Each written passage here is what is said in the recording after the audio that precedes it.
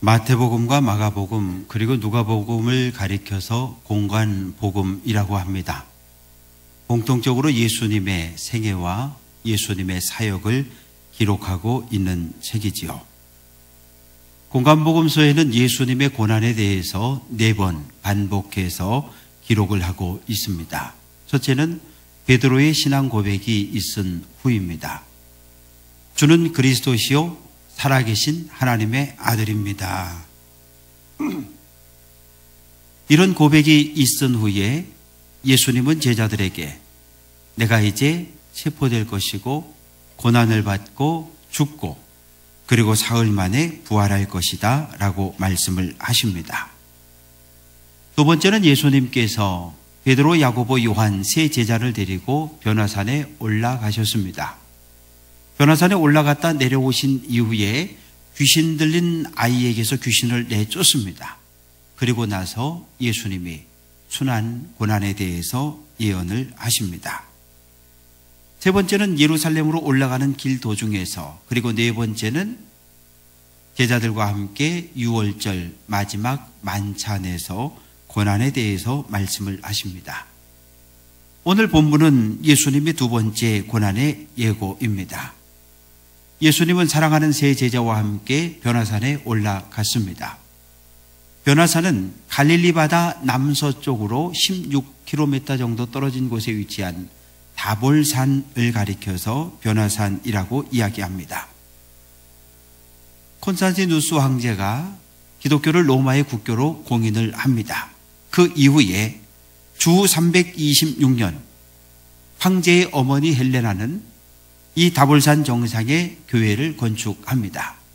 그래서 오늘날 다볼산을 가보면 이렇게 종 모양으로 된 해발 588m의 산인데 그 정상에 예수님이 변형되셨던 것을 기념하는 예수 변모교회가 세워져 있는 것을 볼 수 있습니다.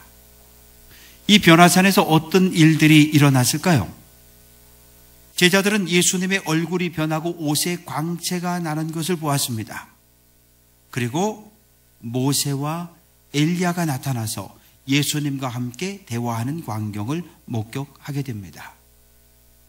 제자들은 두려움에 떱니다. 두려움에 떨고 있는 제자들에게 하나님의 음성이 들려집니다. 이는 내 사랑하는 아들이니 너희는 그의 말을 들으라. 제자들이 정신을 차리고 주변을 살펴보았더니 예수님과 자신들만 남아 있습니다. 예수님은 제자들과 함께 산 아래로 내려왔습니다. 산 아래 남아있던 9명의 제자들이 많은 사람들에게 뺑 둘러싸여 있습니다. 그리고 서기관과 논쟁이 붙었습니다. 예수님은 무슨 일이냐라고 물으셨고, 그때 한 아버지가 앞으로 나와 이야기합니다. 말 못하게 귀신 들린 내 아들을 선생님께 데리고 왔습니다. 선생님은 계시지 않고 제자들이 고쳐주겠다고 해서 제자들에게 맡겼는데 당신의 제자들이 귀신을 내쫓지 못했습니다. 원망하듯 이야기를 합니다. 예수님은 그를 내게 데려오너라. 예수님은 명령합니다. 말 못하고 못 듣는 귀신아, 내가 내게 명하노니 그 아이에게서 나오고 다시 들어가지 말라고 명령합니다. 그러자 아이에게 들어있던 귀신은 소리를 지르면서 그 아이에게서 나갑니다. 예수님은 제자들을 향해서 기도 외에는 다른 것으로 이런 능력이 나타날 수 없다고 말씀했습니다. 그동안 제자들은 병도 고쳤고 귀신도 내쫓았습니다. 그런데 왜 하필 지금 예수님을 찾아온 귀신 들린 아이에게서 귀신을 쫓아내지 못했을까요? 제자들이 귀신을 쫓아낸 것은 자기 자신의 힘으로 쫓아낸 것이 아니라 예수 그리스도의 이름을 힘입어 그들은 귀신을 쫓아냈습니다. 그런데 한 번, 두 번, 몇 번 귀신을 내쫓다 보니까 이제 자기 자신들에게 그러한 능력이 생긴 줄로 착각을 했습니다. 그래서 예수의 이름과 상관없이 자기의 힘으로 귀신을 쫓아내려고 합니다. 그러니까 쫓아낼 수 없었던 것입니다요. 반대로 귀신 들린 아이의 아버지는 예수님께 주여 내가 믿습니다 라고 믿음을 고백합니다. 제자들은 예수님이 능력 행하는 것을 보고 예수님을 하나님의 아들로 메시아로 믿었습니다. 그런데 이제 곧 예수님은 제자들과 헤어져야 합니다. 제자들은 더 이상 예수님의 능력을 행하는 것을 볼 수 없습니다. 앞으로 제자들은 믿음으로 행동해야 하는데 예수님은 제자들의 연약한 믿음을 걱정하셨습니다. 함께 할 수 있는 날이 얼마 남지 않았는데 저렇게 믿음이 안 생겨서야. 예수님은 제자들과 함께 갈릴리로 올라가십니다. 예수님은 자기 자신의 행적이 사람들에게 드러나는 것을 원치 않으셨습니다. 왜 예수님은 사람들을 만나는 것을 피하셨을까요?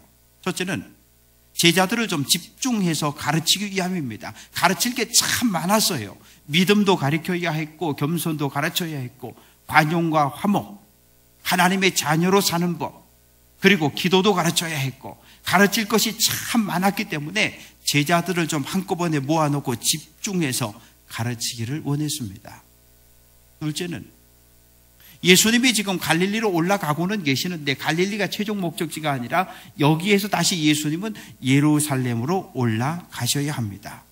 예루살렘, 예수님의 생애의 마지막 예루살렘 방문이 될 것이고 그 예루살렘에는 예수를 죽이려고 결심한 사람들이 함정을 파놓고 기다리고 있습니다. 예수님은 예루살렘에 올라가서 체포될 것이고 고난을 받고 그곳에서 죽을 겁니다. 그리고 역시 사흘 만에 예수님은 예루살렘에서 부활하시게 됩니다. 그러나 제자들은 예수님의 마음을 전혀 이해하지 못합니다. 우리 선생님은 하나님의 아들인데 메시아인데 그런 예수님이 고난을 받고 죽는다? 그럼 말도 안 되는 소리라고 그들은 그렇게 생각했습니다. 이해도 안 되고 깨닫지도 못했고 예수님의 물음에 제자들은 입을 다물고 말았습니다. 예수님 제자들에게 말씀합니다. 인자가 사람들의 손에 넘겨져 죽임을 당하고 죽은 지 3일 만에 살아날 것이다. 예수님은 자신의 고난과 죽음, 부활을 반복해서 제자들에게 말씀하고 있습니다. 왜요?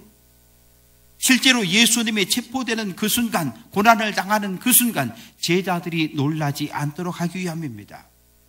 예수님이 제사장들의 손에 넘겨져 고난을 받을 때 예수님을 향한 믿음이 흔들리지 않기를 원했기 때문이지요. 지금 걸어가는 길이 고난의 길인 것을 제자들이 알기를 원했습니다. 함께 길을 걷는다고 해서 같은 생각을 갖고 있지는 않습니다. 한 곳을 바라본다고 해서 둘이 같은 생각을 하지도 않습니다. 애완동물을 파는 가게의 한 소년이 강아지를 사러 왔습니다. 아저씨, 저 강아지 저거 얼마예요? 값이 얼마인지 묻고 소년은 이야기합니다. 내가 가서 돈을 만들어 올 테니까 저 강아지 팔지 말고 꼭 놔뒀다가 나한테 팔아야 된다고. 얼마 후에 소년은 돈을 만들어 가지고 다시 가게로 와서 그 강아지를 달라고 이야기합니다. 주인이 보니까 이 아이가 강아지를 참 좋아하는 것 같아요. 그래서 주인은 선심을 쓰려고 했습니다. 왜냐하면 소년이 살려고 하는 강아지를 가만히 보니까 한쪽 다리를 절고 있어요. 얘야, 똑같은 값으로 내가 저기 있는 튼튼한 강아지를 줄 테니까 그걸 가져가거라. 소년은 아저씨 아니에요. 저기 있는 저 강아지 제가 원하는 것으로 주세요. 주인은 소년의 말대로 다리 한쪽을 저는 강아지를 소년에게 주었습니다. 소년은 기뻐하며 강아지를 품에 안고 걸어가기 시작합니다. 그런데 걸어가는 소년의 뒷모습을 바라보던 주인은 그 마음에 찡함을 느끼게 됩니다. 왜냐하면 소년 역시 한쪽 다리를 절며 걸어가고 있었기 때문이지요. 예수님은 제자들과 함께 길을 걷고 있습니다. 동상이몽이라고 하는 말이 있습니다. 함께 한 침대에 누워서 이불 덮고 잠을 자지만 같은 꿈을 꾸지는 않는다, 그런 뜻이지요. 예수님은 지난 3년 동안 함께 먹고 함께 걷고 함께 생활했는데 예수님의 생각과 제자들의 생각은 전혀 다릅니다. 예수님은 곧 다가올 고난과 십자가를 생각하고 제자들을 걱정하고 있습니다. 그러나 제자들의 생각은 전혀 달라요. 이제 예루살렘에 가면 우리 예수님이 왕이 될 것이고, 왕이 되면 나는 어느 자리에 올라가게 될까? 이것을 생각하고 있습니다. 군중 속에 고독이라는 말이 있습니다. 많은 사람들이 있지만 내 마음을 알아주는 사람이 없을 때 쓰는 말이지요. 예수님은 언제나 제자들에게 둘러싸여 있었으나 그 마음은 외롭고 고독했습니다. 결혼한 부부가 오래 함께 사는 것, 이거 대단히 좋은 일입니다. 그런데 오늘 우리의 현실은 그렇지 않습니다. 지난 19일 대법원에서 사법연감을 발간을 했는데 2011년 이혼한 사람들을 조사해 보았더니 결혼 생활한 지 20년 이상 된 부부들이 이혼한 이혼율이 24.8%입니다. 즉 지난해 100쌍이 이혼했다면 그 중에 4분의 1, 4쌍이 이혼하면 그 중에 1쌍이 결혼한 지 20년 이상 되었다는 말이지요. 저희가 결혼한 지 24년입니다. 돌아보면 20년 살았으면 결혼해서 아이들을 낳고 기르고 양육하고 서로를 너무 잘 알 것 같은데, 중요한 것은 2006년부터 황혼 이혼의 수치가 점점점 높아지고 있다고 하는 것이 오늘 우리 사회의 문제입니다. 왜 이혼합니까? 물어보니까 45.5%가 성격이 안 맞아서요. 20년을 살았는데도 성격이 안 맞기 때문에 이혼한다고 말해요. 제자들이 예수님의 부름을 받고 그 뒤를 따라온 지 3년이 되었습니다. 그런데 아직도 제자들은 예수님의 마음을 알지 못해요. 예수님이 무슨 말씀하는지 깨닫지를 못합니다. 예수님은 다가올 고난, 죽음, 그리고 부활에 대해서 말씀하고 있는데 그 마음은 간절하고 애절한데 제자들은 전부 귓등으로 흘려버리고 있어요. 예수님 왕이 됐을 때 내가 어느 자리에 앉을 것이나, 진리의 말씀을 듣고 있지만 제자들의 눈은 세상 권력을 쫓고 있습니다. 제자들은 예수님의 말씀을 깨닫지도 못했고 그래서 묻지도 않습니다. 예수님의 마음을 전혀 이해하지 못합니다. 어떻게 그럴 수 있을까요? 제자들이 예수님에 대해 잘못된 생각을 갖고 있기 때문입니다. 예수님은 인류의 죄를 구원할 메시아로 이 땅에 오셨는데 제자들은 예수님을 다윗과 솔로몬처럼 막강한 군대의 힘을 가지고 유대를 로마로부터 해방시켜줄 그런 정치적인 왕으로 생각하고 있습니다. 병을 고치는 예수, 귀신을 내쫓는 예수, 오병이어의 기적을 행하시는 예수가 체포당하고 고난을 받고 죽는다? 이건 도대체 이해할 수가 없습니다. 갈릴리 가버나움 베드로의 집에 도착한 예수님, 제자들에게 묻습니다.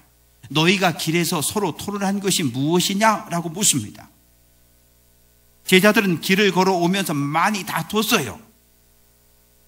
예수님은 제자들이 다투는 걸 가만히 들었습니다. 그리고 이제 제자들과 함께 있을 때 제자들에게 묻습니다. 잘못된 생각을 고쳐주려고 하십니다. 제자들은 자기 자신들의 속마음을 들킨 것 같아 모두 침묵하고 있습니다. 34절, 그들은 길을 걸어오면서 누가 크냐를 놓고 쟁론합니다. 쟁론하다, 서로 다투어 토론하다, 그런 뜻이죠.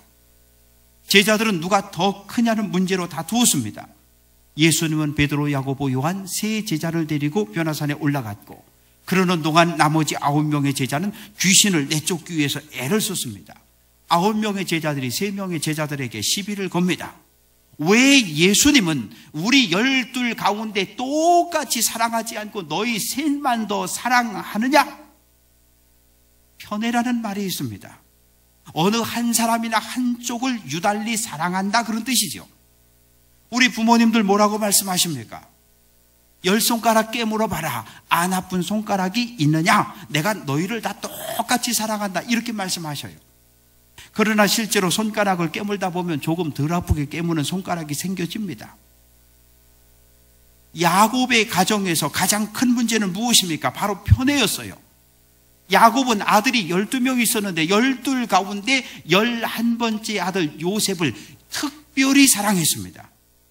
아버지의 편에는 형제 사이의 갈등과 다툼을 가져왔고 형들은 요셉을 물 없는 웅덩이에 집어 던집니다. 그것도 모자라서 애굽으로 가는 상인들에게 돈을 받고 동생을 팔아 넘깁니다. 사람들이 다투는 이유는 무엇일까요? 너에게 질 수 없다고 하는 자존심 때문이지요. 저와 아내는 동갑내기로 결혼을 했습니다. 24년을 살았고요. 지금 이렇게 생각해 봐도 결혼 초에 참 많이 싸웠습니다. 이유는 한 가지, 서로가 서로에게 지지 않겠다, 이기겠다고 다투었죠. 만약 어느 한 사람이 나를 포기하고 나를 낮추었더라면, 나를 낮추고 상대방을 높여주었더라면 그렇게 다투지는 않았을 텐데요.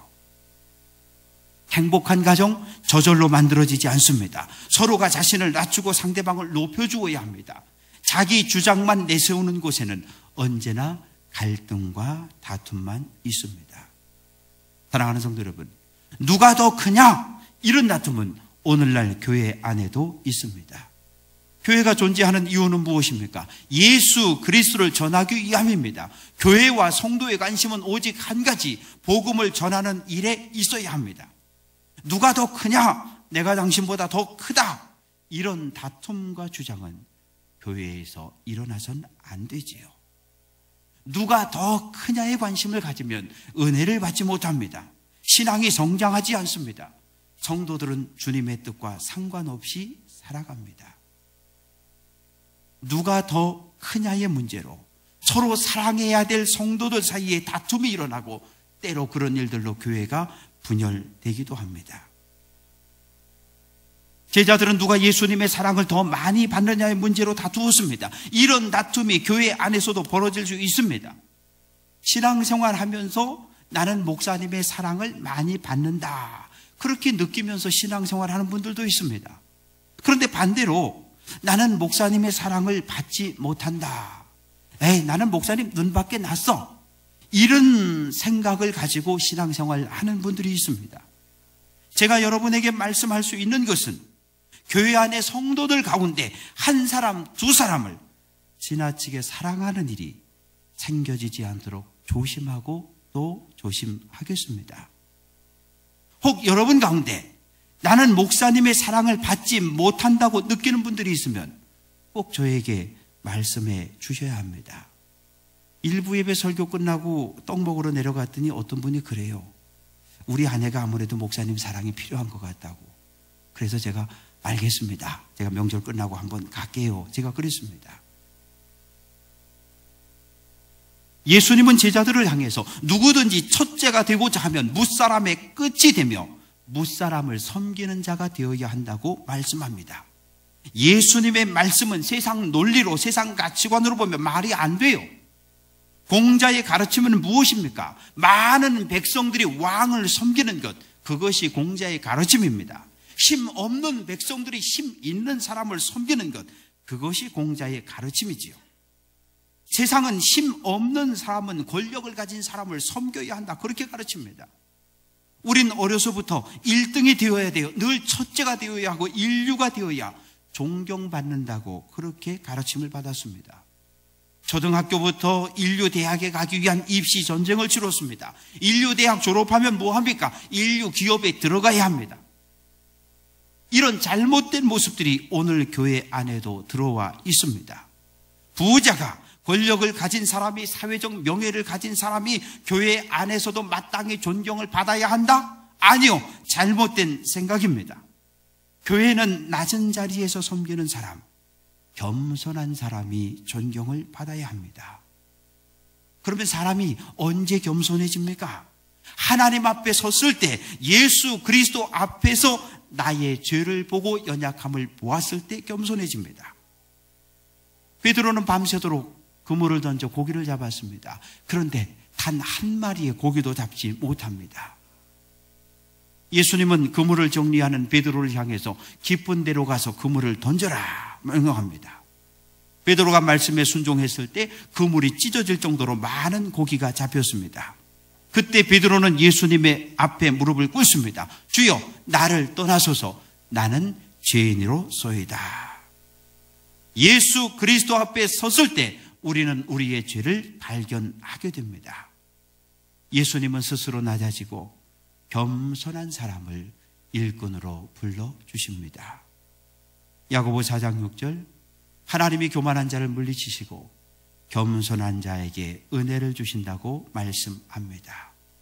예수님의 가르침, 세상의 논리와 정반대입니다. 섬기는 자가 되어라 라고 말씀합니다. 힘 있는 사람이 힘없고 연약한 사람을 섬기는 것, 이것이 교회의 원리이고 이것이 천국의 원리입니다. 하나님의 자녀는 세상 논리를 따라 살지 않습니다. 하나님의 자녀는 천국의 논리를 가지고 삽니다. 로마서 12장 2절, 너희는 이 세대를 본받지 말고 라고 말씀합니다. 교회는 천국의 모델이 되어야 합니다. 섬기는 자가 되라. 섬기는 자, 하인, 봉사자, 이런 의미를 가지고 있습니다. 한결같이 나 자신이 아니라 다른 사람을 섬기는 사람이라는 뜻을 가지고 있습니다. 목사와 장로, 섬기라고 주어진 직분이지요. 권사와 집사, 겸손한 마음으로 교회를 섬기라고 주어진 직분입니다. 속잔과 선교회장, 낮은 자리에서 성도를 섬기라고 주어진 직분입니다. 교회에선 새신자가 섬김을 받아야 합니다. 믿음이 없는 초신자가 대접을 받아야 합니다. 섬김을 받으려는 사람보다 섬기려는 사람이 많은 교회가 참 좋은 교회이지요. 종교개혁자 마틴 루터는 이런 말을 합니다. 그리스도인은 모든 사람에게 예속되어 있어 그들을 온전하고 충실하게 섬겨야 하는 모든 사람들의 종이다. 이렇게 말했습니다. 교회와 성도는 언제나 이웃을 섬겨야 합니다. 섬기기를 싫어하는 사람은 그리스도인이 될 수 없습니다. 왜요? 예수님은 하늘 보좌 버리고 이 땅에 오셔서 섬기셨습니다. 어디까지 섬기셨습니까? 제자들 발 앞에 무릎을 꿇고 제자들의 발을 닦아주기까지 예수님 섬기셨습니다. 섬김이라고 하는 건 성령의 도우심이 아니면 결코 실천할 수 없습니다. 예수님은 어린아이 하나를 제자들 앞에 이렇게 불러 세웁니다. 그리고 말씀하십니다. 누구든지 내 이름으로 이런 어린아이 하나를 영접하면 곧 나를 영접하는 것이다. 누구든지 나를 영접하는 것은 나를 영접한 것이 아니라 나를 보내신 하나님을 영접한 것이다 라고 말씀합니다. 예수님은 어린아이를 세우시고 안아주는 모습을 통해서 제자들에게 겸손을 가르쳤습니다. 당시 어린아이의 모습은 어떠할까요? 사람 대접 받지 못했습니다. 헬라인들은 어린아이는 미숙하고 유치한 존재로 보았습니다. 유대인들은 어린아이를 철이 없고 무분별해서 엄격한 가르침을 받아야 하는 존재로만 보았습니다. 어린아이들, 전쟁할 때 아무 짝에 쓸데가 없습니다. 노동할 때 아무 쓸모가 없습니다. 그래서 인구조사할 때 어린아이의 숫자는 아예 빼버렸습니다. 그것이 그 당시 그 사회 속에서 어린아이의 모습입니다. 예수님은 어린아이를 무사람의 끝으로 말씀하십니다. 이 세상에서 가장 낮은 사람이 누구냐? 이 어린아이라고 하는 거예요. 겸손은 무엇입니까? 세상에서 가장 낮고 천한 자리에 있는 사람들을 무시하지 않고 업신여기지 않는 것이지요. 내가 볼 때 정말 별 볼 일 없어 보이는 사람들이 있을 수 있습니다. 그러나 성도라고 한다면 내 눈에 볼 때 별 볼 일 없어 보이고 가치 없어 보이지만 그래도 그 사람을 주의 사랑으로 섬기는 것, 그것이 성도의 바른 도리입니다. 우리 눈에 아무리 보잘것 없이 보일지라도 예수의 사랑으로 품어주는 것, 그것이 겸손입니다. 예수님은 어린아이와 예수님 자기 자신을 동일시했습니다. 어린아이 하나를 내 이름으로, 예수의 이름으로 섬겨야 한다고 말씀합니다. 어린아이처럼 사회에서 눈에 띄지 않는 정말 보잘것없는 어린아이 하나를 주의 이름으로 잘 대접하는 것, 그것이 예수님을 섬기는 것이다 말씀합니다. 가난하고 병든 사람들, 몸이 연약한 사람들을 주의 사랑으로 잘 섬겨가야 합니다. 사랑하는 성도 여러분, 가지려고만 하지 말고 이웃과 나누며 사셔야 합니다. 주머니에 집어 넣으려고만 하지 말고 내 속에 있는 것을 꺼내서 필요한 사람들에게 나누어 주어야 합니다. 나를 희생하여 섬김으로 하나님께는 영광을, 이웃에게는 기쁨을 주는 성도들 되시기를 주님의 이름으로 부탁드립니다. 겸손하게 자신을 낮추고 섬기는 것, 손해보는 것이 아니라 성도답게 성도다운 삶이지요.